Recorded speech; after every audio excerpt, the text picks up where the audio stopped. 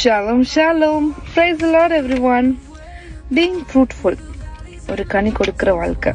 நம்ம எத்தனை பேர் கனி கொடுக்கிற வாழ்க்கை வாழ்றோம் எனக்கு தெரியல.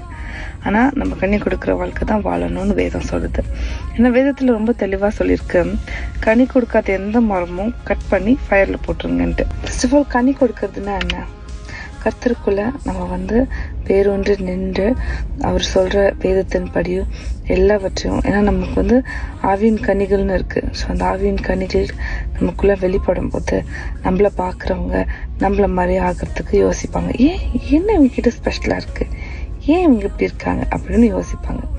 யோசிக்கும் போது அதுக்கான மூல காரணம் ஜீசஸா இருந்ததுன்னா அவங்க ஜீசஸை பின்பற்றதுக்கு அது ஒரு வழியா இருக்கும். ஸோ நம்ம கனி கொடுக்கறவங்களா இல்லைன்னா நம்மளும் கர்த்தருடைய வருகையில் நம்ம கைவிடப்படுவோம். ஏன்னா நம்ம கனி கொடுக்குற வாழ்க்கை வாழ்றது ரொம்ப இம்பார்ட்டண்ட். நம்மளோட கனினால தான் ஒரு மரம் அறியப்படுமா. இப்போ நம்ம நல்ல கனிகளை கொடுத்தா நம்ம நல்ல மரம், நம்ம கெட்ட கனிகளை கொடுத்தா நம்ம கெட்ட மரம். ஸோ அந்த கனி கொடுக்கணும்னா நம்ம வேறா இருக்கிற ஜீசஸ்ல நம்ம நிலைச்சு நிற்கணும்.